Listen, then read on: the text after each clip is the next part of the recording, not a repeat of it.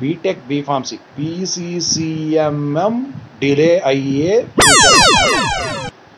ఎందుకంటే welcome to this channel. ముందుగా అయితే అప్డేట్స్ మిస్ అవ్వకుండా ఉండాలంటే ఈ ఛానల్ని అయితే ఖచ్చితంగా అయితే సబ్స్క్రైబ్ చేసుకోండి. ఈ వీడియోని అయితే లైక్ చేసి షేర్ చేయండి. టెలిగ్రామ్ లింక్, వాట్సాప్ లింక్ రెండు డిస్క్రిప్షన్లో ఉన్నాయి.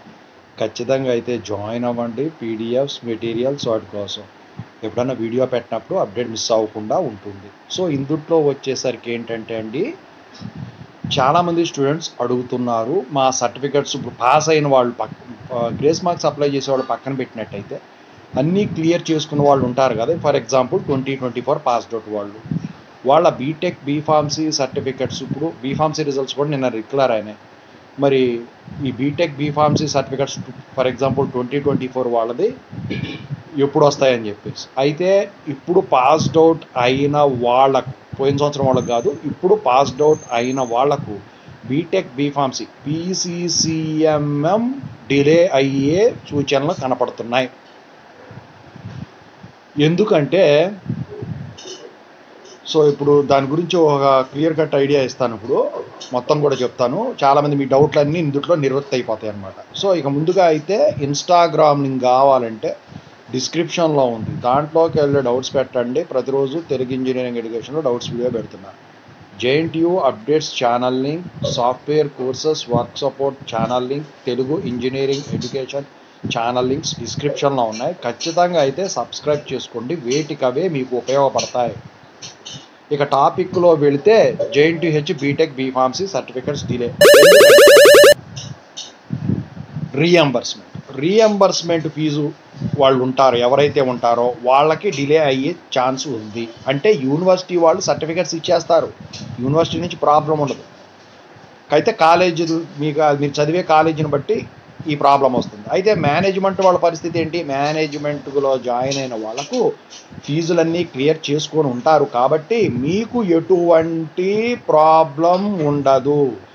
రీఎంబర్స్మెంట్ ద్వారా జాయిన్ అయిన వాళ్ళకు ఇంకా స్కాలర్షిప్లు అవి పడలేదని చెప్పేసి స్టూడెంట్స్ ఎప్పుడు పడతాయో తెలంగాణ రీఎంబర్స్మెంట్ అని చెప్పేసి చాలామంది అడుగుతూ ఉన్నారు. అసలు అయితే ఈ పాటికి మీకు పడిపోవాలి. కాకపోతే ప్రభుత్వం మారిన తర్వాత ఖజానా ఖాళీ అవటం వల్ల ఇంతవరకు వీటికి కేటాయించాల. మొన్నటి వరకు కూడా రుణమాఫీలు చేయటం అయితే, రుణమాఫీలు కాదు, రైతు బంధులు ఇవ్వటం అయితే జరిగింది. తాజాగా ఇప్పుడు రుణమాఫీ అంటే అది వచ్చే కూడా రావే, కలెక్షన్ ఉండదు ఇక. అయితే ఇక రైతు బంధు కింద రైతు భరోసా అది త్వరలో స్టార్ట్ చేయబోతున్నారు, August 15th నుంచి అని చెప్పేసి అది ఒకటి. ఇక ఫ్రీ బస్సు ద్వారా కొంతమందికి చాలా వరకు ఆర్టీసీకి రాలేదు, కాకపోతే ఆదాయం పెరిగిందని చెప్తున్నారు.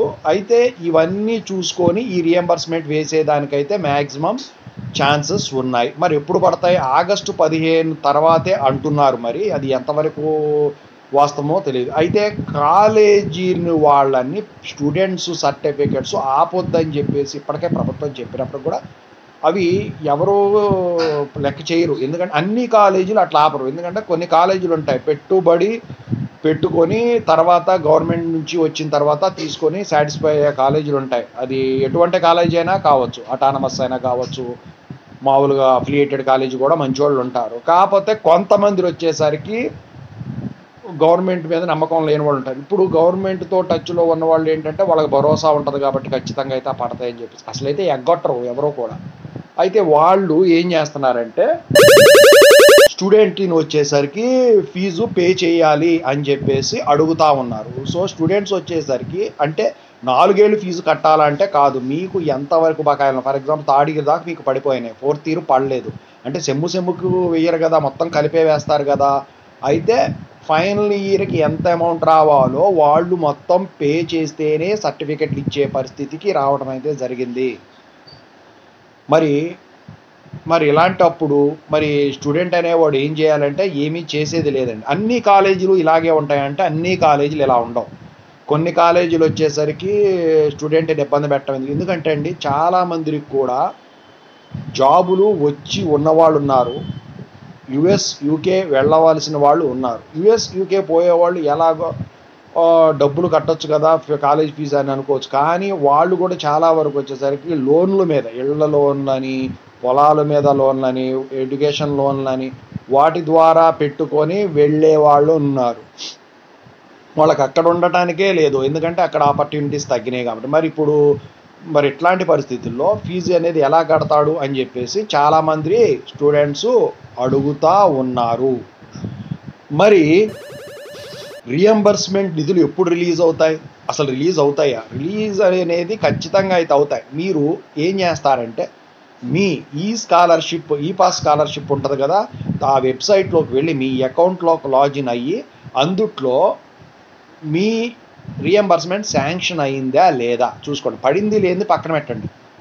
శాంక్షన్ అయి ఉంటే మాత్రం మీకు గవర్నమెంట్ నుంచి ఎప్పటికైనా కానివ్వండి మీ డబ్బులు కాలేజీల వాళ్ళకి చేస్తాయి. అసలైతే తెలంగాణ ప్రాసెస్ వేరు, ఆంధ్ర ప్రాసెస్ వేరు. ఇప్పుడు ఆంధ్రాలో కూడా మళ్ళీ ప్రభుత్వం మారింది కాబట్టి మళ్ళీ మీ ప్రాసెస్కి వస్తుంది. కాకపోతే తెలంగాణలో వచ్చేసరికి ఏంటంటే డైరెక్ట్గా కాలేజీల్లో యాజమాన్యానికి ఇవ్వటం కాబట్టి మీకు ప్రాబ్లం ఉండదు. నాకు తెలిసి అయితే అసలు మరి ఎందుకు కొన్ని కాలేజీలు ఆపుతున్నాయో నాకు తెలియదు. కానీ ఇప్పుడు పిల్లవాడికి అనేవాడు పేరెంట్స్కి డైరెక్ట్గా అకౌంట్లో వేస్తే అది ప్రాబ్లం అవుతుంది. ఎందుకంటే వాడు ఇస్తాడా ఇవ్వడా, సర్టిఫికెట్లు ఇచ్చాక ఎవడు తిరుగుతాడు మనకి, మేము డబ్బులు ఇచ్చామని చెప్తారు కొంతమంది. సో అలా ఎవరో చేయరు అనుకోండి, కొంతమంది ఉంటారు వదిలేసుకునే వాళ్ళు సర్టిఫికెట్లు. మరి దానికన్నా ఇదే బెస్ట్ స్కీమ్ అయినప్పుడు మరి మీకైతే ఖచ్చితంగా ఇవ్వాల్సిన పరిస్థితే కదా. ఇక బీటెక్ అయినా కానివ్వండి, ఫార్మసీ అయినా కానివ్వండి, ఇక సర్టిఫికెట్స్ అయితే ఈ విషయంలో అయితే డిలే అయ్యేదానికి ఛాన్స్ ఉంది వాళ్ళకి మాత్రం. సో ఎవరెవరు వాళ్ళు, ఒకళ్ళు వచ్చేసరికి ఈ స్కాలర్షిప్ల ద్వారా జాయిన్ అయిన వాళ్ళు, ఫీజు కట్టడం ఫైనల్ ఇయర్ వాళ్ళు అనమాట. ఓకేనా. గ్రేస్ మార్క్స్ అనేది అది పక్కన పెట్టండి, ఎందుకంటే నాకు తెలిసి 2023 పాస్డ్ అవుట్ వాళ్ళకి ఈ రియంబర్స్మెంట్ నిధులన్నీ కూడా శాంక్షన్ అయిపోయినాయి. ఎప్పుడో కూడా పడిపోవడం కూడా జరిగింది కాలేజీలు. ఎందుకంటే కాలేజీలు వాళ్ళు నడపలేని పరిస్థితి. కొన్ని కాలేజీలు ఎందుకు బలవంతం చేస్తున్నాయంటే, ఇప్పుడు ప్రభుత్వం వారు వేసిందా ఆగాలంటే వాళ్ళకి ఇబ్బంది. ప్రభుత్వం వాళ్ళు వేసిన తర్వాత వీళ్ళ దగ్గర తీసుకున్న డబ్బులు ఏదైతేనే వాళ్ళకి ఇచ్చేయచ్చు. మరి మనం కాలేజీలు నడపాలి కదా, ఎందుకంటే ఫ్యాకల్టీకి ఇవ్వాల్సిన జీతాలు ఉంటాయి. అది కాకుండా ఇప్పుడు బయోమెట్రిక్ అటెండెన్స్ పెట్టారు కాబట్టి నెల ఇవ్వండి ఎవరూ రావట్లేదు కాలేజీలు జాబులకి అయినా ఏ జాబులకైనా. వాళ్ళ రోజున నెల ఇచ్చేవాటికే వెళ్తున్నారు. ఎక్కడన్నా నెల ఇవ్వని వాళ్ళు ఉంటే అసలు తెలంగాణలో అలాంటి కాలేజీలే లేవు.